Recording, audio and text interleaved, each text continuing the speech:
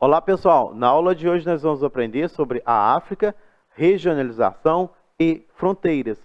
O continente africano ele tem umas características bem semelhantes ao Brasil, principalmente no que se diz respeito à vegetação. Por exemplo, o nosso cerrado é semelhante à savana, tá? E nós fazemos parte da mesma área de temperatura no globo, tá? Nós estamos em regiões intertropicais e também na região equatorial. Então, vamos ver aqui. Então, aí nós temos a África, até. A África, ela se divide em África meridional, África ocidental, África setentrional, África oriental e África central. A África ali, verdinha ali, ó, chamada de África setentrional, também é conhecida como África Branca, onde está, por exemplo, os países tais como o Egito. Tá?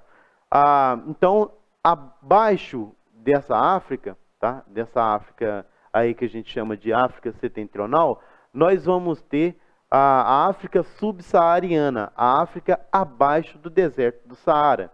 Continuando então aqui, África setentrional é região norte do continente composta por países com a população de maioria branca, também chamada de África Branca.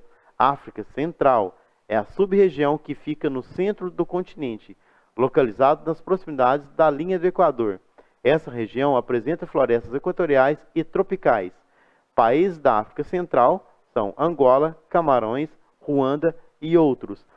Nós vamos ver aqui também que essa subdivisão dessas Áfricas vão fazer com que haja uma evolução econômica diferente, principalmente no contexto histórico, tá? Porque a África ali foi um cenário de muita exploração, principalmente pela exploração de metais preciosos. Continuando, então vamos ter África Meridional, Austral ou Sul da África. Essa região caracteriza pela presença de planaltos, clima tropical e vegetação composta de estepes, savanas e florestas. A África Ocidental caracteriza-se pela predominância do clima equatorial, vegetação representada pelas savanas e florestas tropicais. A população concentra-se no sul, pois no Saara as condições geográficas não são atrativos populacionais. Os países principais aí nós podemos citar Costa do Marfim, Serra Leoa, Gâmbia, Cabo Verde e outras. Nessa questão ali de floresta equatorial, de clima equatorial, nós vamos ter uma floresta bem semelhante à nossa Amazônia, que é a floresta do Congo. Continuando aqui, África Oriental caracteriza-se pela presença de formação montanhosas, vulcões e lagos. O clima predominante é o tropical e na vegetação é possível encontrar savanas, estepes e áreas desérticas. Então vocês podem ver que a predominância da savana é praticamente em todo o território, tá? Continuando aqui, as duas Áfricas, África do Norte ou África Branca, forte influência cultural árabe, predominância da população branca, predomínio da religião islâmica, é considerada parte do mundo árabe e maior desenvolvimento humano devido à exploração de riquezas, principalmente o petróleo.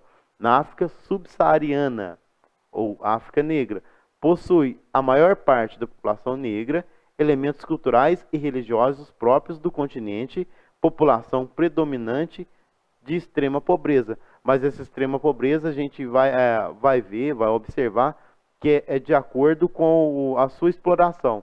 Por exemplo, até os portugueses também exploraram essas regiões.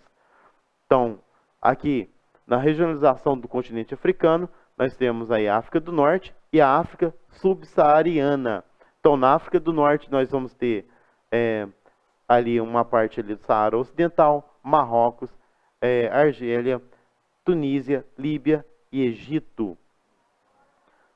Continuando aqui, de olho na tela, relevo, predomínio de planaltos e depressões central, destacando-se áreas montanhosas no noroeste, montes, Atlas, né? E na parte leste do continente, hidrografia, os rios principais são o Nilo, o Congo e o Níger. Nascem nas áreas tropicais, mais chuvosas. São extensos e possuem grande volume de água. Clima, o continente é atravessado pelos dois trópicos e pelo Equador, produzindo assim uma simetria climática entre o hemisfério norte e sul. Continuando, aí nós temos na tela aí, observem o continente africano aí, ó, praticamente composto pelo clima semelhante ao do Brasil, né? A maior parte aí está na zona tropical e na zona equatorial. Um pouquinho só ali ao sul está na zona subtropical, na onde que se encontra o país chamado África do Sul. Continuando. Então, mas por que tanta pobreza assim? Já que a África é um país rico. Essa pobreza que acontece na África, não podemos falar que são apenas que é apenas uma questão de exploração. Interno também, a África tem bastante conflito entre os seus povos. E também tem exploração de africanos por africanos. Então, são vários fatores que vão empobrecer a África. Então, nós não podemos limitar a apenas uma questão só. Então, essas questões, por exemplo, a gente pode observar, mas por que tanta pobreza? Se a gente pensar bem, tá? Não podemos limitar a pobreza na África como apenas um fator externo. Também temos os problemas internos, principalmente as guerras civis. Então, nesse contexto dessas guerras civis, tá? Nós vamos ter, de olho na tela, por que a África é um país tão pobre?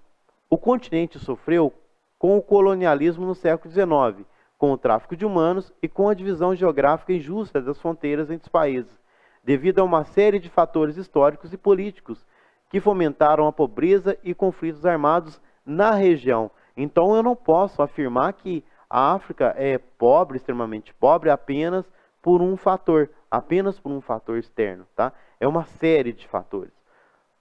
Assim, eu indico para vocês um filme bem atual do que ainda acontece na África, chamado Diamante de Sangue, com Leonardo DiCaprio, Jennifer Connelly e Djimon Hounsou.